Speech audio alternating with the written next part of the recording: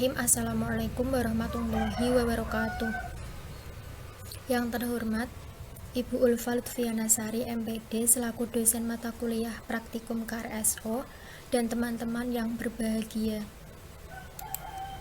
Di sini kami dari kelompok 4 akan mempresentasikan prosedur praktikum reaksi asetilasi pembuatan aspirin. Sebelumnya, di sini saya akan memperkenalkan nama anggota dari kelompok 4. Yang pertama Herwinda Beautika Azah, NIM 190807634. Yang kedua Vina Nur Rahmania, NIM 190807635. Dan yang ketiga Sukma Yulia Dwi Cahyani, NIM 190807636. Pokok bahasan dalam presentasi ini yang pertama yaitu tujuan, yang kedua dasar teori, yang ketiga alat dan bahan, dan yang keempat adalah cara kerja. Yang pertama tujuan. Tujuan dalam praktikum ini yaitu memahami reaksi asetilasi pembuatan aspirin dari asam salisilat dan asam asetat anhidrat. Yang kedua, dasar teori.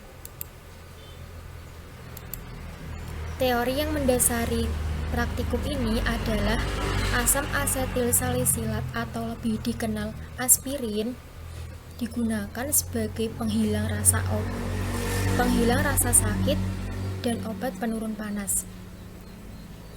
Aspirin merupakan pertolongan pertama untuk mengatasi rasa sakit atau nyeri yang telah digunakan selama 100 tahun terakhir. Selain itu, aspirin juga dapat digunakan untuk mencegah penyakit kardiovaskular atau penyakit jantung dan stroke.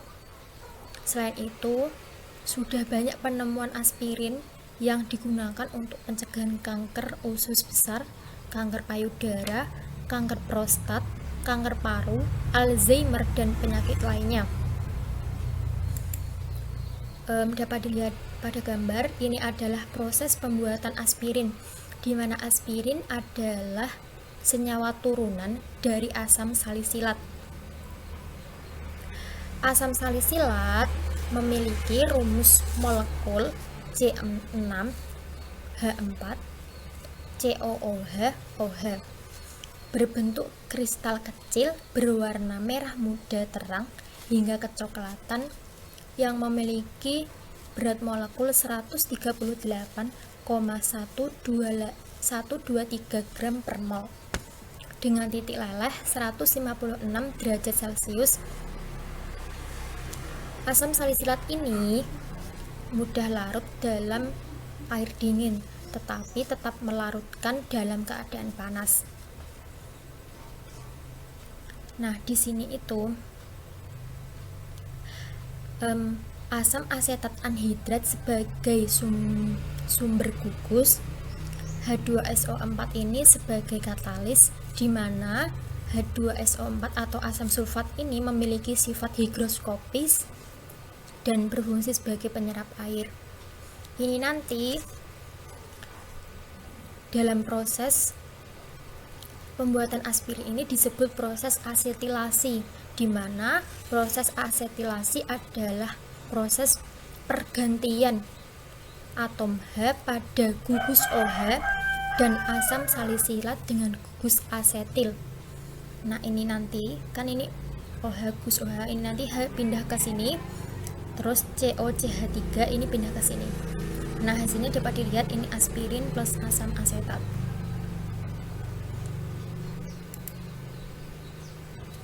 Nah, di sini saya akan menambahkan sedikit pengertian reaksi kristalisasi dan rekristalisasi.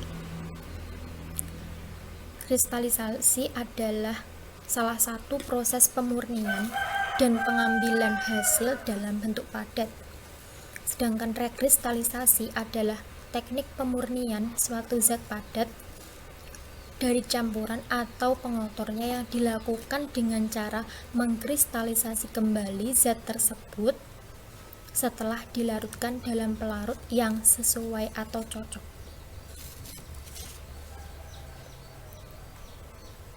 Selanjutnya yaitu alat dan bahan. Alat dan bahan ini akan dijelaskan oleh Mbak Herwinda. Kepada Mbak Herwinda, saya persilahkan. Ketiga ada alat dan bahan. Alat yang digunakan yang pertama ada gelas ukur, corong Buchner, kertas saring, dan gelas beker. Ada pengaduk, termometer, pipet tetes, dan gelas arloji. Untuk bahan-bahan yang digunakan, yang pertama ada asam salisilat padat, asam asetat anhidrat, asam sulfat pekat, alkohol, FeCl3, Aquades, HCl pekat, air es, larutan NaHCO3, dan benzena.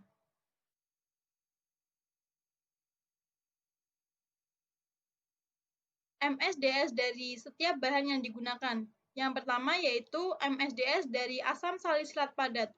Kondisi fisik padat, warna putih, bau tidak berbau, pH 2,4, titik cair atau titik beku 158 sampai 160 derajat Celcius, titik didih awal dan rentang didih 256 derajat Celcius, titik nyala 157 derajat Celcius, densitas 1,44 gram per cm kubik pada 20 derajat Celcius. Yang selanjutnya yaitu MSDS asam asetat. Bentuk cairan, warna tidak berwarna, bau tajam, titik lebur 17 derajat Celcius, titik didih 116 sampai 118 derajat Celcius. Suhu penyalaan 485 derajat Celcius. Titik nyala 39 derajat Celcius, densitas 1,05 gram per cm kubik.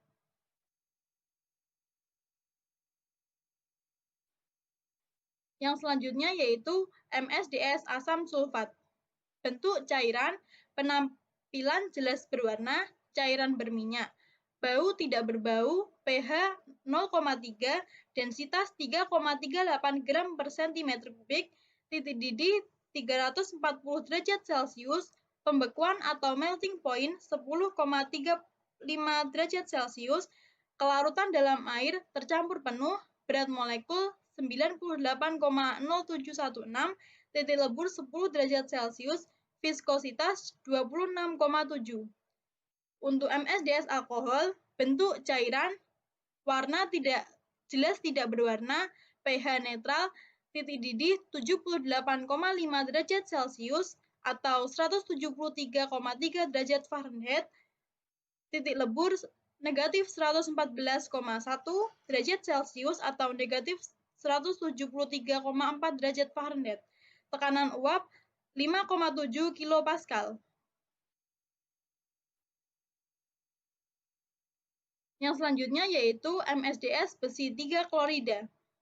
Bentuk padatan, penampilan kuning, bau sedikit bau HCl, densitas 2,898 gram per cm kubik, titik didih 315 derajat Celcius, kelarutan sangat mudah larut, berat molekul 162,2 gram per mol, titik lebur 306 derajat Celcius, viskositas 40% larutan. Yang selanjutnya yaitu MSDS Aquades.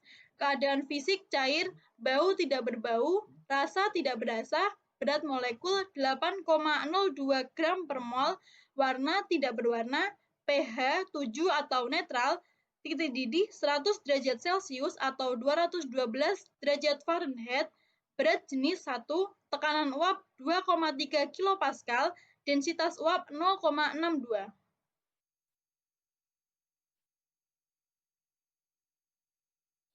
Yang selanjutnya yaitu MSDS asam klorida pekat. Bentuk cairan, bau pedas, warna bening, pH asam, titik didih 108,58 derajat Celcius, kelarutan, larut dalam air dingin, air panas, dietil ether. Identifikasi bahaya, menyebabkan iritasi dan terbakar, berbahaya jika tertelan, hindari uap, atau asap hindari dengan mata, kulit, atau pakaian. Yang selanjutnya yaitu MSDS bikarbonat. Rumus molekul NaHCO3, berat molekul 84 gram per mol, warna putih, bentuk kristal, bau tidak berbau, identifikasi bahaya, menyebabkan iritasi kulit ringan, menyebabkan gangguan mata berbahaya jika tertelan.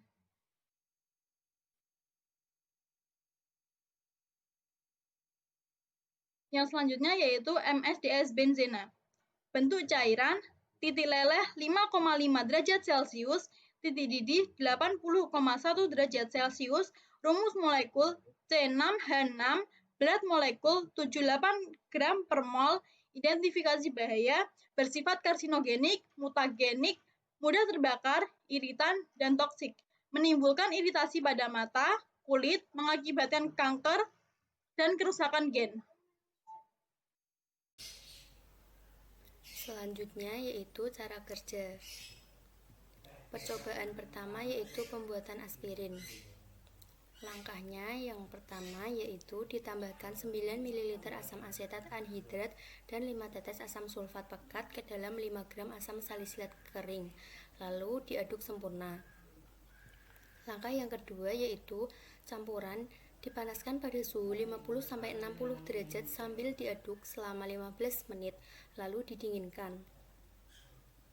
Langkah yang ketiga yaitu ditambahkan air 75 ml, diaduk, lalu disaring dengan corong Buchner. Langkah yang terakhir yaitu dikeringkan hasil yang diperoleh yaitu A, lalu dibagi 2 sama rata, A1 dan A2. Percobaan yang kedua yaitu pemurnian dengan etanol air. Langkahnya yang pertama yaitu dilarutkan kristal A1 dalam 15 ml alkohol dan 32 ml air panas hingga larut semua. Didinginkan kembali, disaring dan dikeringkan.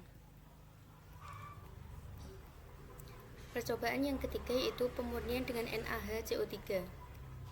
Langkahnya yang pertama yaitu ditambahkan kristal A2 dengan 25 ml larutan NaHCO3 jenuh, diaduk hingga reaksi sempurna. Langkah yang kedua yaitu disaring dengan corong Buchner lalu diambil filtratnya. Langkah yang ketiga yaitu dituang filtrat ke dalam larutan HCl. 3,5 ml HCl pekat ditambah 10 ml air sambil diaduk. Langkah yang terakhir yaitu didinginkan campuran dengan penangas air es, saring zat padat dengan corong Buchner lalu dicuci kristal yang terbentuk A3 dengan air es. Percobaan yang keempat yaitu rekristalisasi.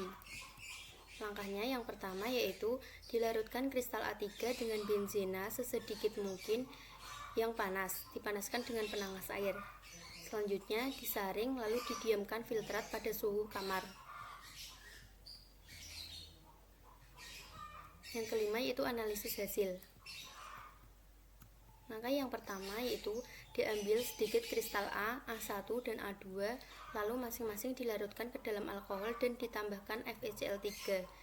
Diamati warna apa yang terbentuk. Selanjutnya dihitung rendemen yang didapatkan. Yang terakhir dicari cara pemurnian manakah yang mendapatkan hasil rendemen lebih banyak. Terima kasih. Sekian presentasi dari kelompok kami mengenai reaksi asetilasi yaitu pembuatan aspirin. Apabila ada salah kata atau materi yang kurang memuaskan, mohon maaf yang sebesar-besarnya. Wassalamualaikum warahmatullahi wabarakatuh.